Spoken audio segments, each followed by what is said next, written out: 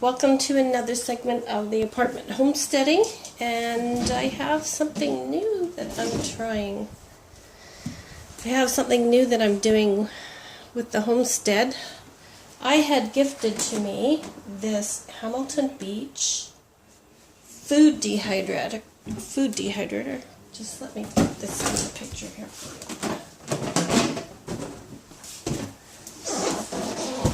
There's the picture of it on the box. Hamilton Beach food dehydrator. 32100C. Longest warranty, 5 years available. BPA free in food zones. So, this is the first time that I'm using it. First thing that I did was I sat down and read the manual, and when I read the manual I was really surprised to find out that I can dehydrate beef jerky in here. I can do meats as well as vegetables. But today what I have is, and this is a little bit of a garden update as well, I have this massive bowl of grated zucchini that I'm going to dry in here. So, this is how it comes. It's got 5 different layers for dehydrating, and the top one has this for fine herbs so that they don't drop through. And it also has this, and this is for doing your beef jerky because it'll catch fats and things on it, and also for doing fruit leathers or fruit roll-ups, so that's going to be a lot of fun as well. I was pretty excited to read about that because I never even thought about fruit leathers or fruit roll-ups. So what you want to do is put this fine piece on the bottom in case there's anything fine that does drop through to the bottom, then that will catch it. So I went on the internet and I went through a lot of different videos that showed how to dry grated zucchini, and there are a lot of them out there, and everybody does it just a little bit different, so I guess it's going to be a little learning experiment for me to see what is the best way to do this. Now once your vegetables are dried, in the booklet that came with this machine it says that they can keep up to 6 months. You have to dry them thoroughly until they're totally 100% crispy, crunchy. And then you have to cool them thoroughly. They can't be warm when you put them into your jars. And I'm just going to put them into glass jars, but you can also put them into sealer bags or plastic jars. Now this is the top piece. That piece has to go on the top. And the next layer here. This one isn't as fine, so I know there's different dehydrating. There's sort of like halfway between plastic and paper, and they're porous, so I can probably cut it to fit this, so that small things like this grated zucchini isn't going to fall through the grates as it's drying, because these are pretty large holes, and it only comes with one of those fine mesh pieces in it.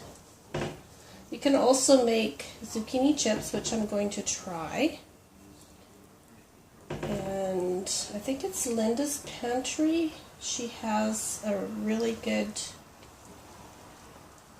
a method for drying zucchini chips, and there's another one where she makes this nice spice blend and mixes it with her zucchini slices before she sets them on the dryer, and they're really scrumptious.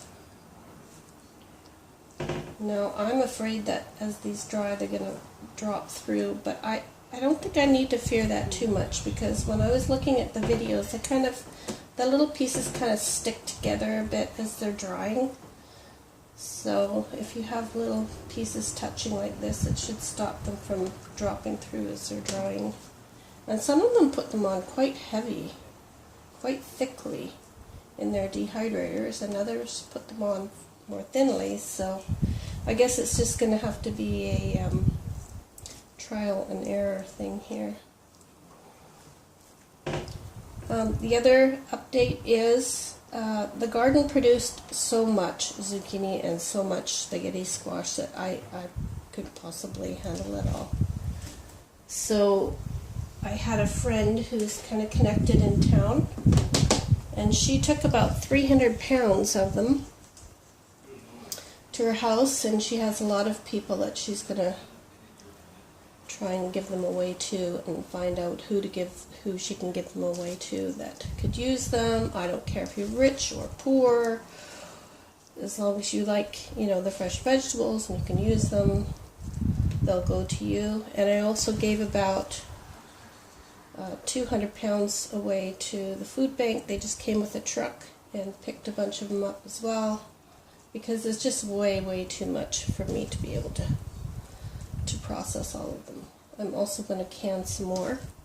I'm going to use a hot bath method for doing the zucchini, and I'm going to cut them up into smaller chunks.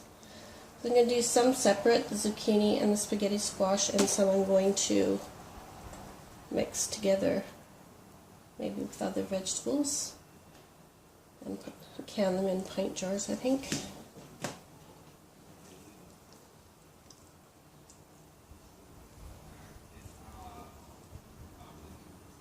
So the garden really did produce too much. I think I had way too many zucchini plants. So I have 4 zucchini plants. So I'll come back to you when this is fully loaded. Okay, there we go. It's all loaded and ready to go. I'll just put the lid on here. And I have a spot on top of my fridge, which I'm going to put it on because there's a plug right nearby that doesn't get used for anything else. So that's where I'm going to put it. And we'll see how it goes. Now, these instructions are really easy to understand when you have the book. Very easy, very simple, basic. So once I get used to it, I won't have any problems with that. And I'll get back to you when these get dried and let you know how that's going. So I had to put it here on the counter because the cord is too short. That's the cord you get. That's it. But it does say that you can add an extension cord as long as it's equal the voltage or higher, and that's okay. I only had those things there that you see on top there. I only had those things in this corner, and an old coffee pot which I don't use anymore because I use my coffee press. So I have them in here for 7 hours at 100 degrees Fahrenheit. It recommended 125, but I see a lot of people on the internet actually dry them 85 to 90 degrees, but this machine won't go lower than 100. It doesn't seem to go lower than 100. So 100 degrees Fahrenheit it is. Squash time for a 1/4 inch thick yellow squash, yellow or zucchini, but it's grated, so it probably won't take 11 hours. 7 to 11 hours, so it'll only take maybe the 7. We shall see. So I'm kind of excited. And it's very light, so putting it up on the fridge wouldn't have been a problem. And I can still do that if I want to get a small cord. The only problem is lifting it down, checking it might be a bit of a bother. So I might wind up just leaving it here, I think. Okay. Okay, so finally finished dehydrating the zucchini, grated zucchini, and because this is about admitting my mistakes, I will admit the biggest mistake is not following the directions in the manual. Because the manual said for zucchini, mind you, it was talking about 1/4-inch slices, to put them at 125 for, I think it was 7 to 11 hours. Well, I thought, you know, the other homesteader had theirs at 85 to 90, so I thought, well, why not put it to that temperature? My machine wouldn't go to 90 or anywhere in that. Hi folks, okay, this is day 2. Yesterday I had some problems, I will admit. No, it wasn't drying in the time that it said to dry, and as you can see I don't have it stacked full, I only have sage leaves. So why was it taking so long for simple leaves that are spread out like this to dry? The zucchini I could understand, I packed it really full, and a zucchini is very watery, but sage leaves? Like, why was it taking so long for sage leaves to dry? So I was racking my brain, because I had to put it on for double the time that it said for sage leaves. So I started to think, and this is the idea why what I've come up with is perhaps why this was happening. And something that led me also to believe that was I had this bowl of dried zucchini that I dried, and it was sitting here the whole time. I just hadn't got around, I had a very busy day yesterday and hadn't got around to dry this up. Well, now it's not crispy anymore. It shouldn't have been sitting here by the dehydrator where there's moisture coming off of it, for one thing.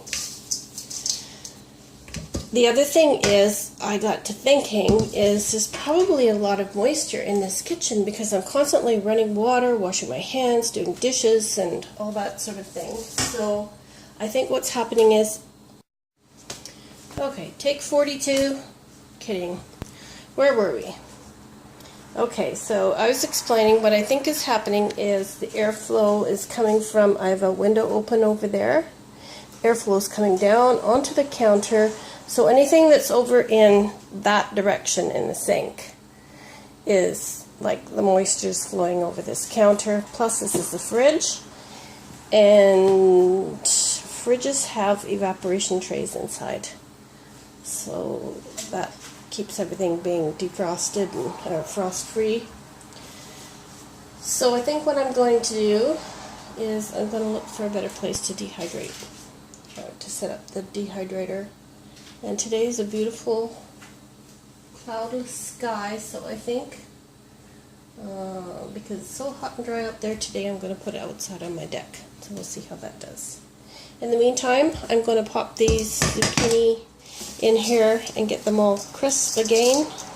Because I think also, too, being in a kitchen's just moisture. You're cooking in here, there's a lot of things going on.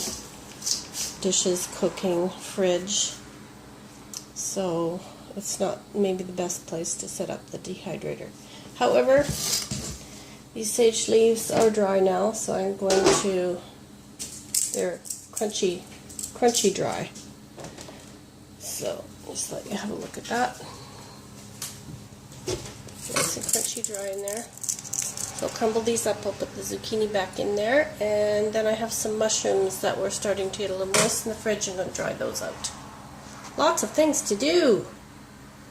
So this is my dehydrator video, and obviously there'll be a lot more going. So my tip for you today is follow the manual's instructions, and probably the kitchen isn't the best place to dehydrate. Talk to you later. Bye for now.